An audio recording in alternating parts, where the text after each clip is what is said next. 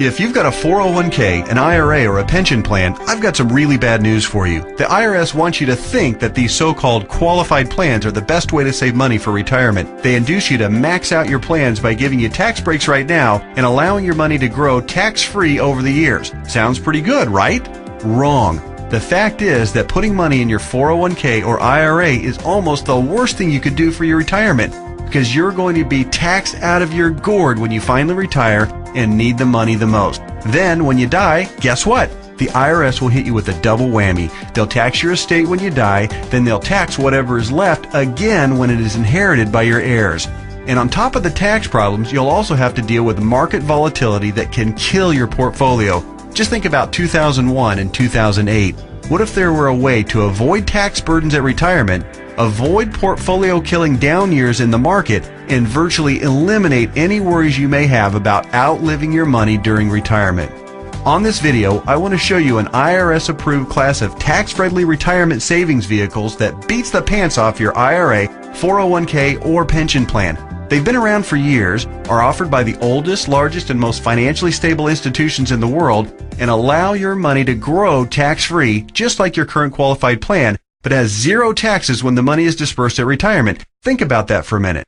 Zero taxes on your estate when you die, and zero taxes when the money is transferred to your heirs at death. Listen to that one more time. Zero taxes as your money grows, zero taxes when the money is distributed, and zero on your estate when you die, and zero taxes on the money inherited by your family. Zero. And here's the best part. Unlike your qualified plan, there is no risk that you will lose principal on the investment during a down market. If the market tanks like it did in 2008, your worst case scenario is no gain, but no loss either. What I'm talking about is a retirement savings vehicle that will help make sure you don't outlive your money during retirement. Are you intrigued? Well, you should be. I want to take a few minutes right now to share with you an important message about the best retirement savings vehicle you've never heard of. Let's start by talking about the IRS. They desperately want you to think that an IRA is the best way to grow your money for retirement. You know what? It's not even close. I'm talking about what the IRS calls qualified plans, IRAs, 401ks, pension plans, and so forth. Compared to traditional brokerage accounts where you'd normally buy stocks, bonds, and mutual funds, these qualified plans have some really good tax advantages. First, you can invest in a qualified plan with before tax dollars. Number two, you don't have to pay taxes on these gains every year like you do on regular stocks and mutual funds, so your money grows tax deferred. It's not taxed until you take the money out when you finally retire. That means you have more money working for you during those years leading up to retirement. Sounds pretty good, right? Well, yeah. Compared to a regular brokerage account, sure. But that's like saying a bicycle is the best mode of transportation going.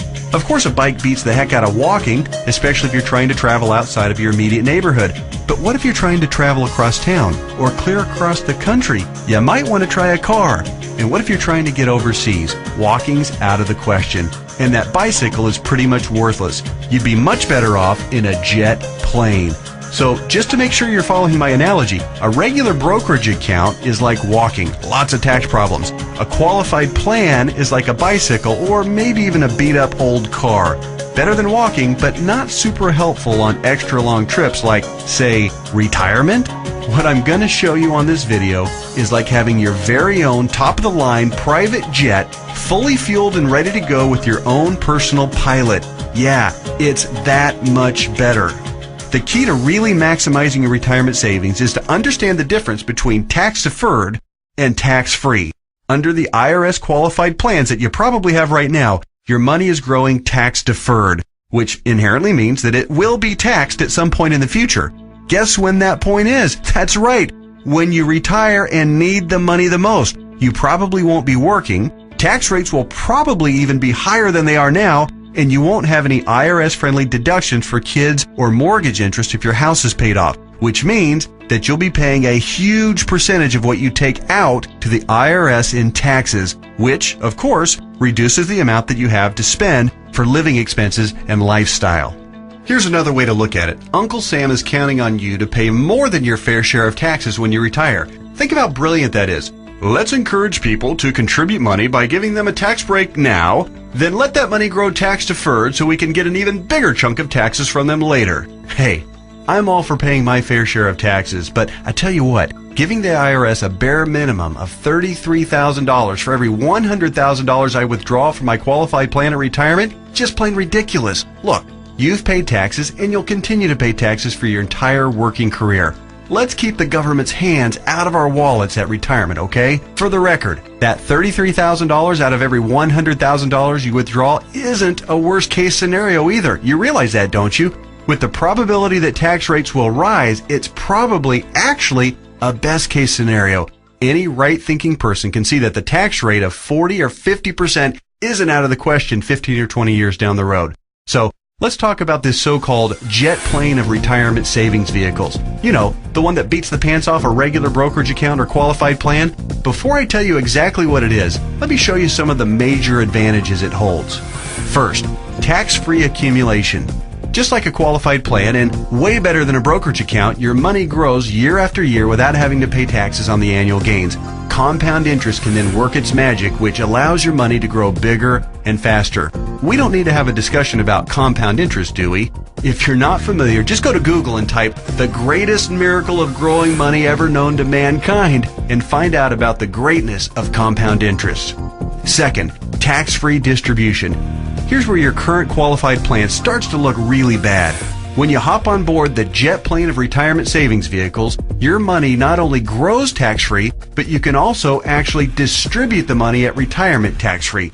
That means that on the same $100,000 distribution I just talked about, you keep all of it, regardless of the then current tax rate. 30% tax rate? You won't care. You'll pay no taxes. 40 or 50% tax rate? Let everyone else worry about that. Your retirement savings can be used tax-free. $100,000 means $100,000 to spend, not $67,000 or less. Which do you prefer? Third, tax-free transfer.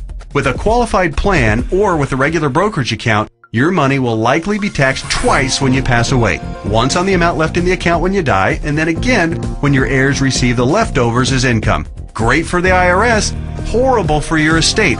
The jet plane of retirement savings vehicle lands smoothly here too. No death taxes, no inheritance taxes. If you've got $1 million in your account when you die, your heirs get the full $1 million. Uncle Sam? Nothing. Transferred tax laws are, however, fairly complicated, and there's some exceptions and some limitations. So ask the qualified advisor who gave you this video to discuss your situation with you. Fourth, no risk of loss of principal. Remember when the stock market lost over half its value in less than 18 months starting in October 2007? Of course you do, because your portfolio probably lost half its value or more during that same time too. Did you start having nightmares about being 82 years old and still working part-time at Walmart just to keep food on the table? Your qualified plan has no way to protect you from that kind of market volatility and downside losses. Ouch! Not true with the jet plane of retirement savings vehicles. The principal in the account never loses altitude. When structured properly, there's no chance it will lose any principal. Not a dime. Not a penny. Nothing. If you'd been on board with this in October 2007, your portfolio would probably look a whole lot prettier right now. I'll explain why and how in just a minute. Fifth, dramatically reduce the chance of outliving your money during retirement. Survey after survey show that baby boomers' #1 fear about retirement is outliving their money. And hey, you know what? That's a perfectly reasonable fear if you ask me. If you have $1 million saved and you retire at age 65, that's pretty good if you only plan on living until you're, say, 70 or 75, and if you don't have any significant medical issues. But how do you stretch $1 million, or whatever amount you end up having saved by the time you retire, for 15 or 20 or 30 years? Especially given the increase in cost of living and the likelihood of needing specialized care if you do end up living into your late 80s or 90s. Not to worry if you ride the jet plane of retirement savings vehicles. When structured and funded properly, it'll keep on paying and paying and paying all through your 70s, 80s, 90s, and even beyond that if you're lucky enough to hit 100. Hey, you're more likely to hit 100 if you're not stressed out over money. Time to get on board. Okay. There are even more advantages, and I'll cover them in just a minute. But first, let me address that question that I know is nagging you in the back of your mind. You're saying to yourself right now, okay, this all sounds great. Everything you've said so far makes a lot of sense, and I'm interested. But hey, pal, what's the catch? We all know that anything that sounds too good to be true probably isn't. Hey, I hear you. Between Enron, Bernie Madoff, and the great stock market meltdowns of the 2000s, A healthy dose of cynicism, skepticism, or both is not only understandable, it's just plain smart. I'll tell you what the catch is, and trust me, it's more like 6 seconds of turbulence on your 6-hour flight to Hawaii on your personal jet plane than a catch. But first, a quick reality check. Just because you've never heard of this before doesn't mean that it doesn't exist, doesn't mean that hundreds of thousands of people aren't already using it, and doesn't mean that all of the advantages that I've talked about aren't absolutely real and sitting there just waiting for you. So, here's the 6 seconds of turbulence catch.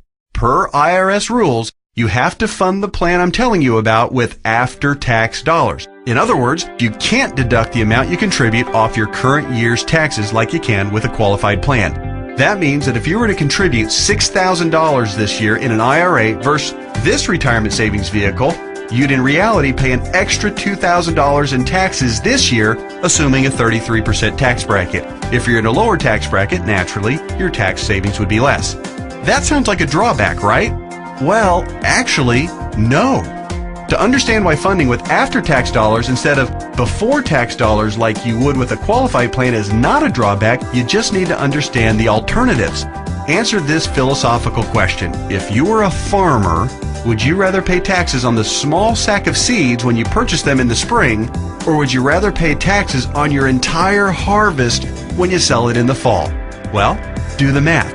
If a farmer bought $1,000 worth of seeds and was taxed at 8%, he'd pay $80. But if the farmer planted those seeds and paid the same 8% of taxes on a $50,000 harvest, he'd pay $4,000 in taxes. 80 versus 4,000. That's a 50 times increase in taxes paid. The same rationale applies to your retirement savings. In fact, the amount of money you save on upfront taxes with a qualified plan, remember, you'd save $2,000 in taxes by making a $6,000 contribution into a qualified plan, okay?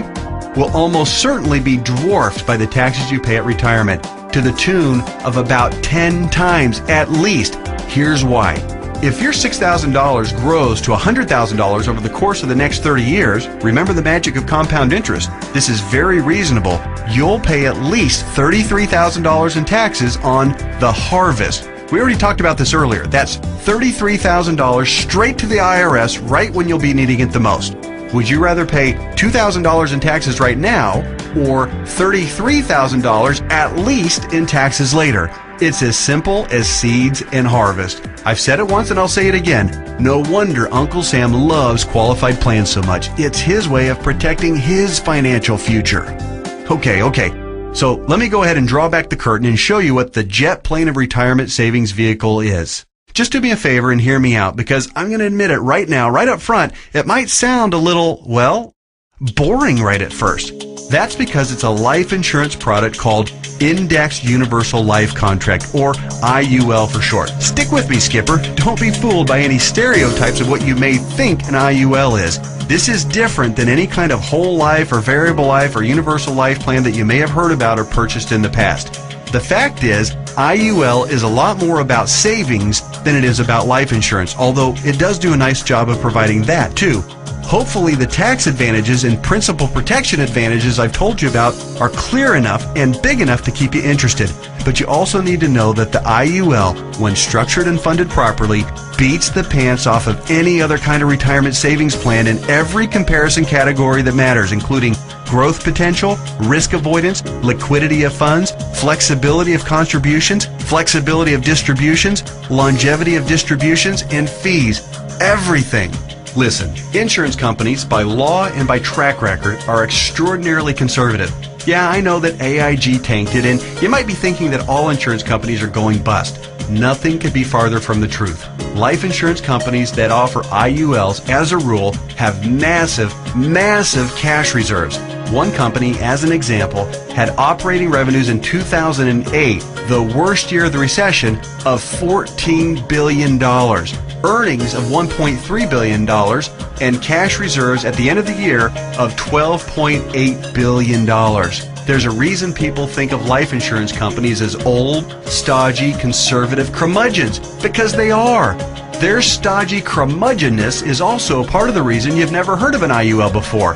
Life insurance companies thrive with things like risk management, actuarial tables, and other boring life insurance stuff. but they don't know jack when it comes to communications. Go online right now and read their brochures. It's like reading hieroglyphics. Boring, painful, obtuse, hard to understand, and that's just the table of contents. But that doesn't mean that this product, Indexed Universal Life, is anything less than magnificent for creating wealth.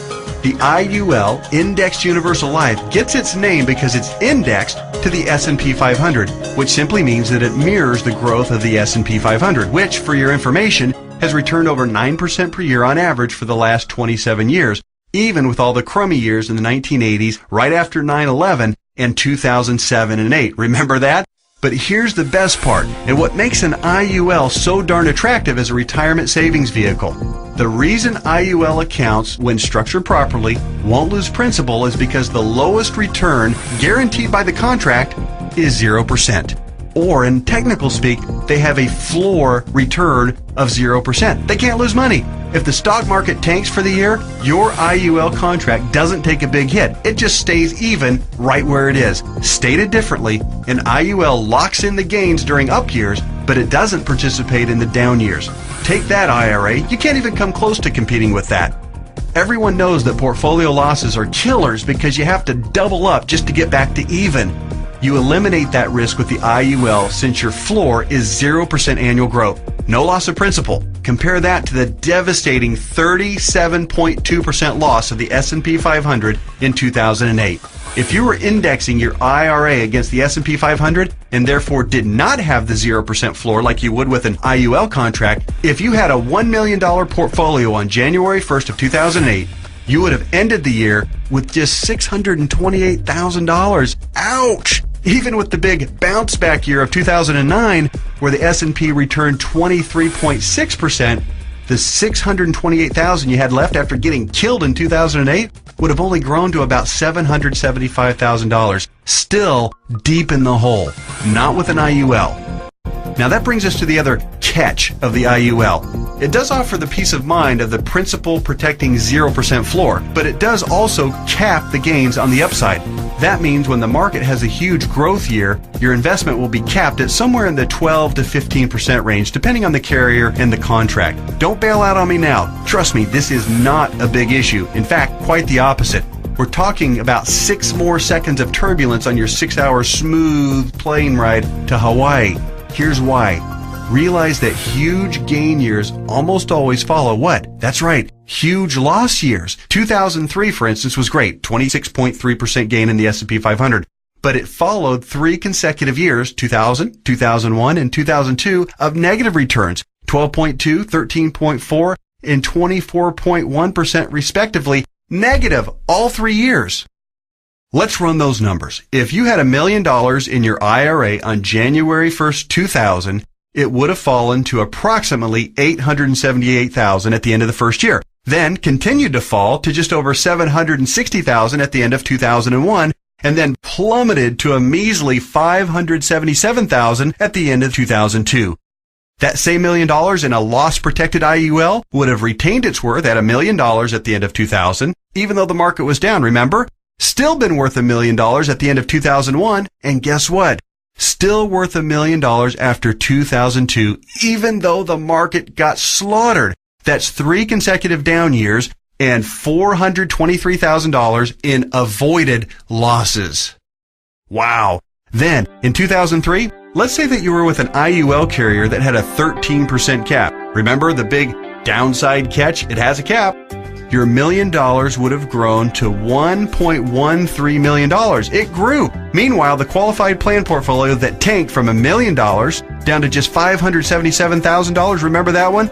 It would have gotten the full benefit of the 26.3% market gain, not a 13% cap like our IUL contract. Yay! But let me ask you this. Would you rather add 13% to $1 million or 26% to $577,000?